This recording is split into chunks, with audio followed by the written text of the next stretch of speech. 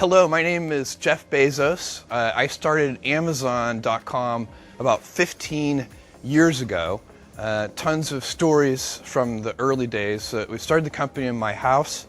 We didn't have enough electric power in the house at a certain point. We only had about 4 employees then, but we already had enough computers and computer servers that we had to string these big orange electric extension cords from every room in the house to get enough power into the room where the office was. So we were basically, all the circuit breakers were flipping. We couldn't plug a vacuum cleaner in anywhere without flipping all the circuit breakers. So we finally had to move to a real office. When we launched the store, we made a very early mistake. It's one of my favorite software bugs of all time. We found that customers could order a negative quantity of books, and we would credit their credit card with the price, and I assume wait around for them to ship us the books. We fixed that one. It's fixed, and we've made a bunch of other mistakes over time, but we've learned a lot. My whole body is covered in scar tissue. We initially programmed a bell to ring every time we got an order, and I'm very pleased to say that within the first 30 days of doing business, that bell got annoying, so we had to turn it off. There was a great moment when we were examining every order that would come into Amazon, and it was always a family member placing the order. And the first order that we got from a stranger, I remember, there were probably half a dozen or 10 of us in the company at that time. We're all gathered around after the bell rang and looking at the order, and we're like, is that your mom? That's not my mom. And thus it began. A lot has happened over the last 15 years. As I said, we've made a lot of mistakes. We've learned some things. And I want to tell you everything I know. I can guarantee you everything I know. It's a very short list. This won't take long, and it's complete too. All right. Well, the first thing I know is that you need to obsess over customers. I can tell you that we have been doing this from the very beginning, and it's the only reason that Amazon.com exists today in any form. We've always put customers first. When given the choice of obsessing over competitors or obsessing over customers, we always obsess over customers. We pay attention to what our competitors do, but it's not where we put our energy. It's not where we get our motivation from.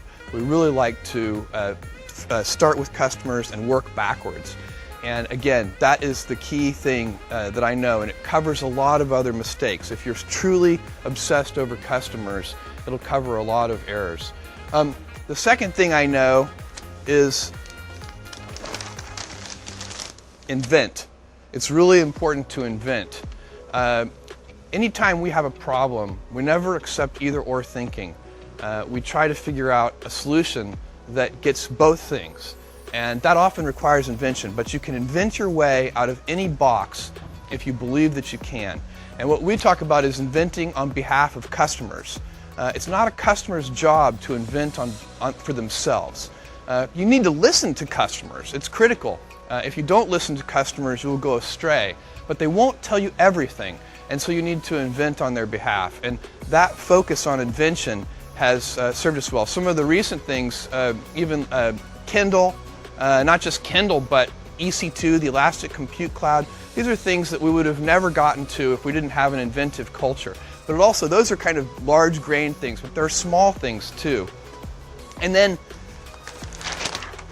think long term. This is really critical. Any company that wants to focus on customers and put customers first, any company that wants to invent on behalf of customers has to be willing to think long term.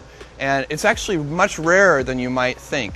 I find that most of the initiatives we undertake may take 5 to 7 years before they pay any dividends for the company.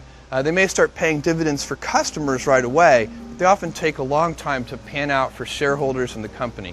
So that ability to think in sort of 5 years and 7-year time frames really is very, very useful for us, and it's definitely one of the things that I know. It requires, by the way, and allows a willingness to be misunderstood. If you think long term, many of the inventions that we undertake, maybe if they're disruptive in any way, they may not be understood in the early innings.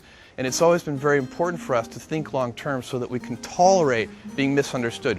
We've been called Amazon.toast, Amazon.con, many different things, many of them not appropriate for a video. And if we think we're right, then we continue. If we think we're wrong, if we're criticized about something we think we're wrong, we change it. We fix it. So it's important to really think about those things, but never to buckle to sort of standard kinds of pressures that come on that really force short-term thinking. And it's a huge competitive advantage to be able to think long-term, and you get to serve customers much better. All right.